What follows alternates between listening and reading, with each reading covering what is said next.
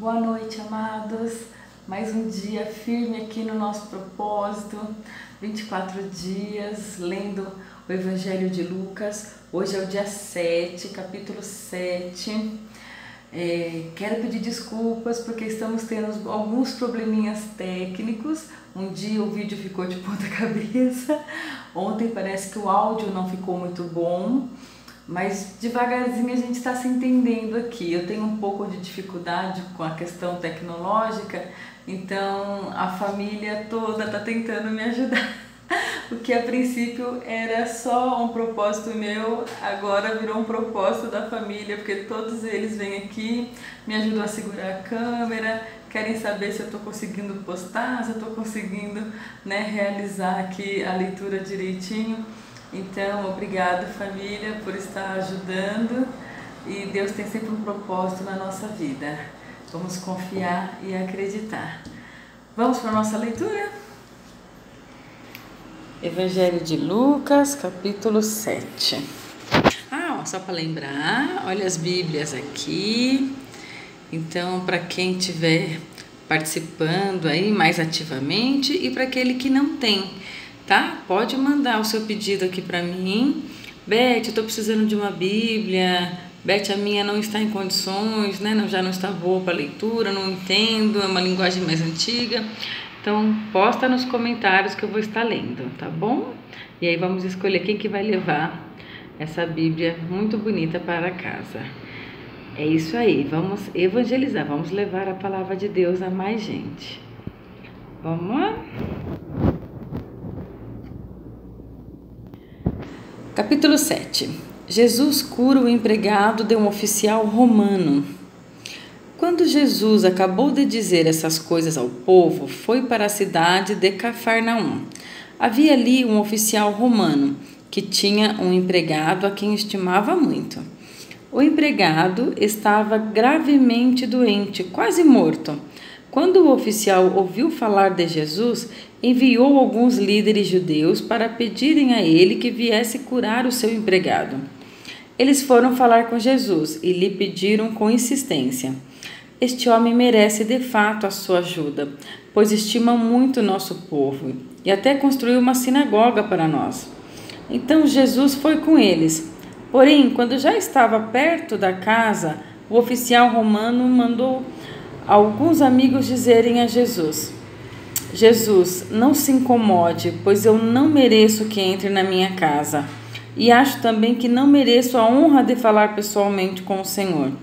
Dê somente uma ordem e o meu empregado ficará bom.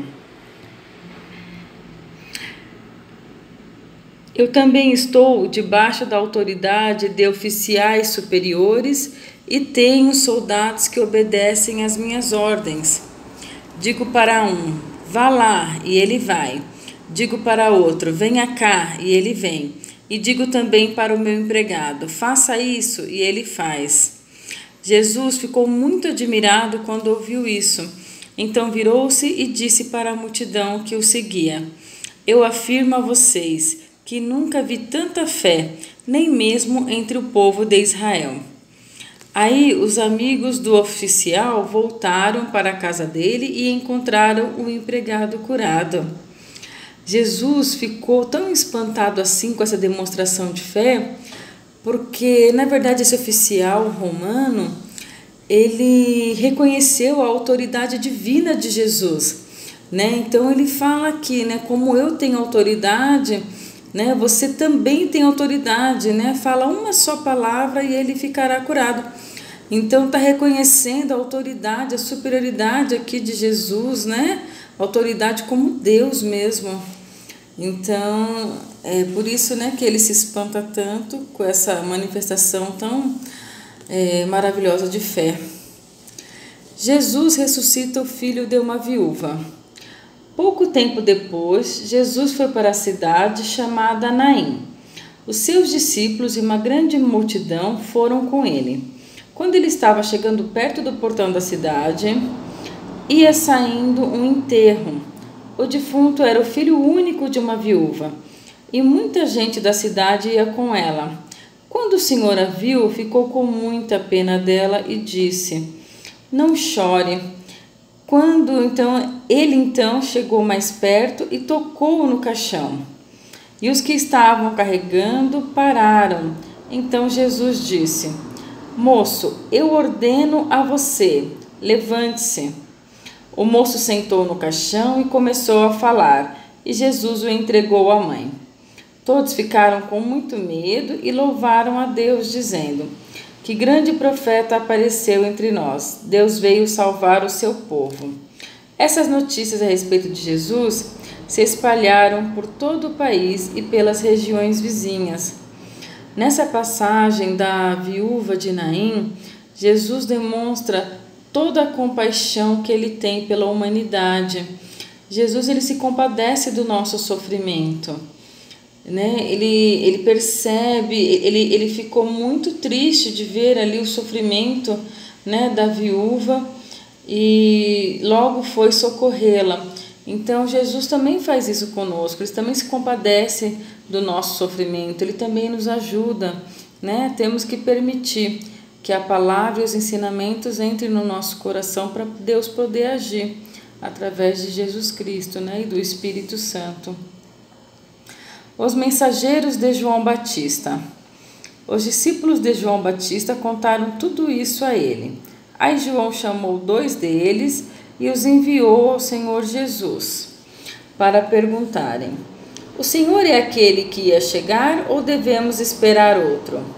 Então eles foram até o lugar onde Jesus estava e disseram: João Batista nos mandou perguntar o seguinte: O Senhor é aquele que ia chegar ou devemos esperar outro?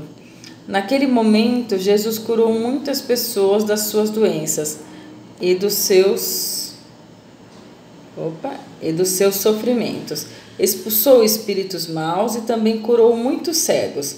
Depois respondeu aos discípulos de João: Voltem e contem a João o que vocês viram e ouviram. Diga a ele que os cegos veem, os coxos andam, os leprosos são curados, os surdos ouvem, os mortos são ressuscitados e os pobres recebem o evangelho. E felizes são as pessoas que não duvidam de mim. Quando os discípulos de João foram embora, Jesus começou a dizer ao povo o seguinte a respeito de João: O que vocês foram ver no deserto? Um caniço sacudido pelo vento? O que foram ver? Um homem bem vestido? Ora, os que se vestem bem e vivem no luxo moram nos palácios. Então me digam, o que foram ver? Um profeta? Sim, eu afirmo que vocês viram muito mais do que um profeta, porque João é aquele a respeito de quem as Escrituras Sagradas dizem: Aqui está o meu mensageiro, disse Deus. Eu o enviarei adiante de você para preparar o seu caminho. Eu digo a vocês que de todos os homens que já nasceram, João é o maior. Porém, quem é o menor no reino de Deus é maior do que ele.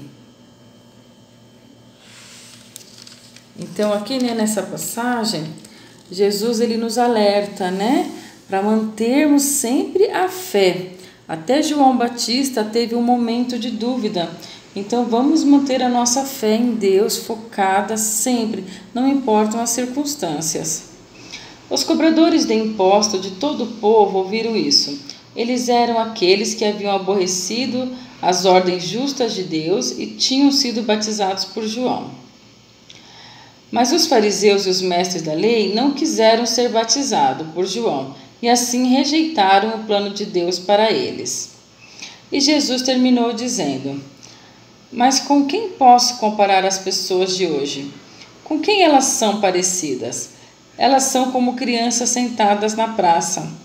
Um grupo grita para o outro: Nós tocamos músicas de casamento, mas vocês não dançaram. Cantamos músicas de sepultamento, mas vocês não choraram.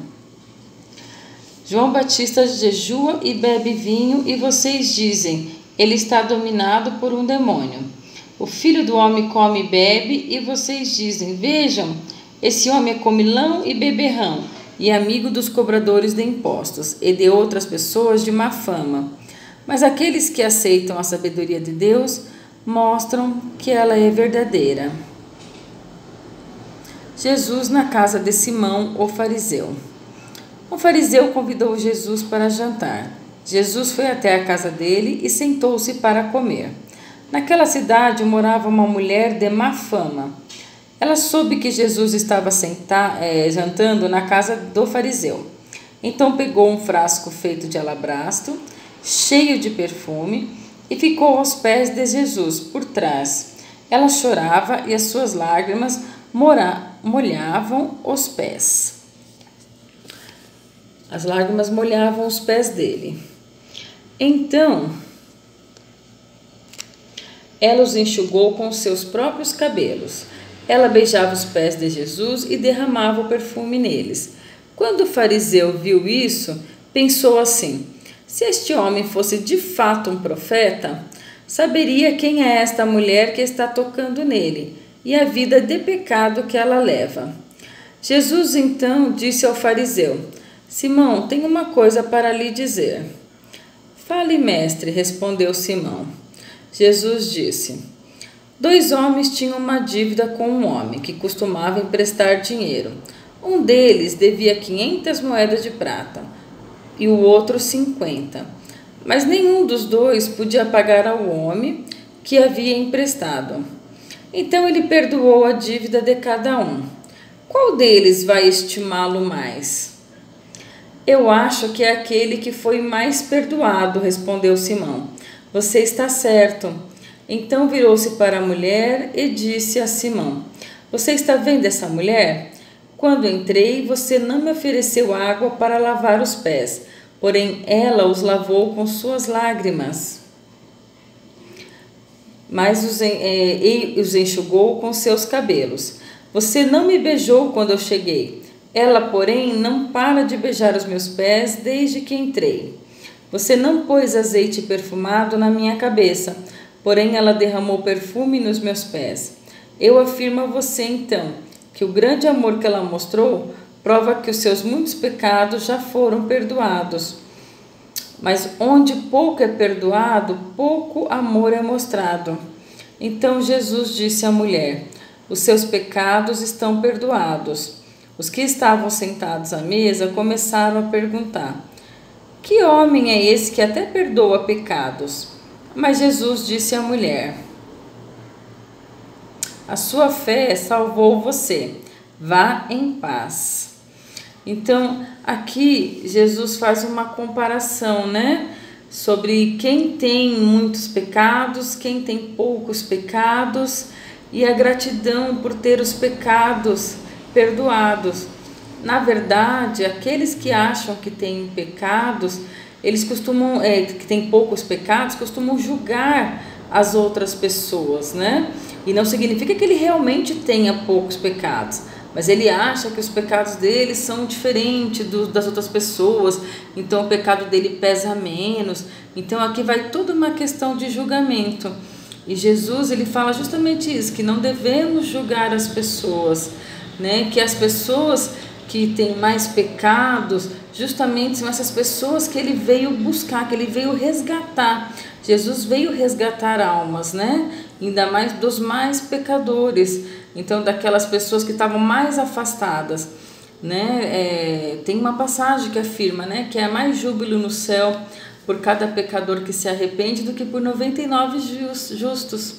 Então vamos ter sempre isso em mente, né? Não vamos julgar e vamos sempre tentar nos aproximar de Deus para que haja festa no céu cada vez que a gente faz uma boa ação diante dos olhos de Deus. Então, este foi o nosso capítulo de hoje. Até amanhã, fiquem com Deus, que Deus abençoe vocês e a família. Um grande beijo.